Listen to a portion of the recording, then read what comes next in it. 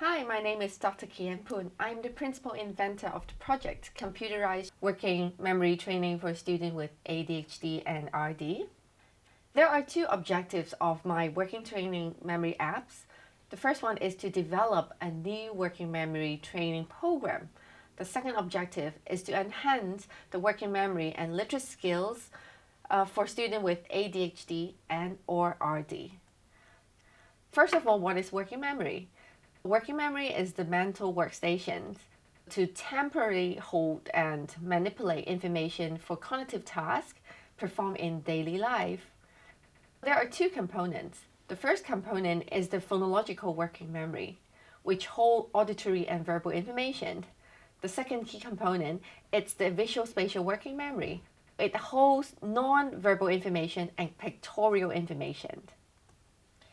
There are correlations between working memory and learning. Research shows that there are positive correlations between working memory, intelligence, language comprehension, vocabulary acquisition, and behavioral outcomes. To nurture the working memory of students with special needs will enhance their life skill as well as their competitiveness. What is the problem with students of ADHD and RD? Research shows that they have very limited capacity in working memory. For students with ADHD, obviously they have struggled focus on tasks that is relevant or irrelevant. They have difficulties in distinguish the two of them. So it makes them very hard to focus. For students with RD, they tend to read words in reverse or very slow pace, making it extremely difficult to read long passages. Well, there are three very special features of our apps, and that is very innovative. The first is the two training regimes connected by a storyline. Here is a story connected to two different games that enhance the motivation of the students that play with it. There are two games. The first one is the ANBAG game. The second one is the card pairing game. ANBAG game is to identify whether there is an item in the sequence matches the 1% in N items ago.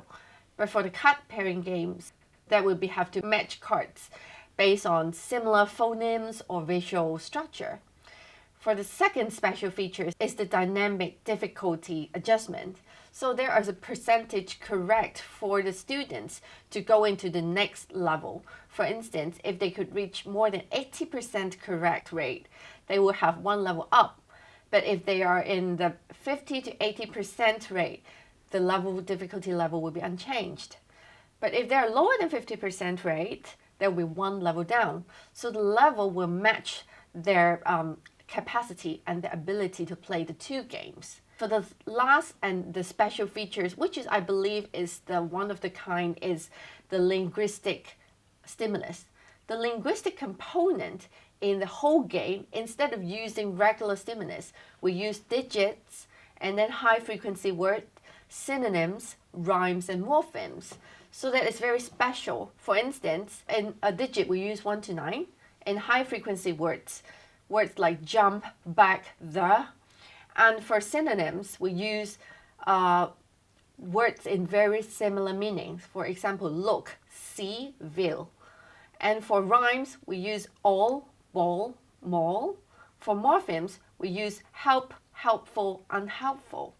These kind of difficulty adjustment will help the students to rely on one strategy than the other, and to challenge them to rely on the smallest phonological and visual-spatial differences to play the game. So here are our findings. We have a very impressive findings that in the pretest and the protest, we have 5 sessions per week, over 5-week periods and 20 minutes per session. Obviously, students in the RD group have shown excellent improvement in literacy skills, phonological working memory, and spatial working memory. For the ADHD group, they show significant improvement in the literacy skills, so as the ADHD and RD group. So the difference is very significant with only 5-week training. What are the implications? Traditionally, the school-based learning intervention required a lot of time and investment in resources to do the whole intervention on working memory training or any other cognitive task. But then it imposed difficulty in sustaining and expanding the task itself. But our computerized training can maximally reduce investment and at the same time keep high interest and motivation of the student to receive training at a very low cost. This is all my presentation, and I do hope that it will help a lot of students in the world. Thank you.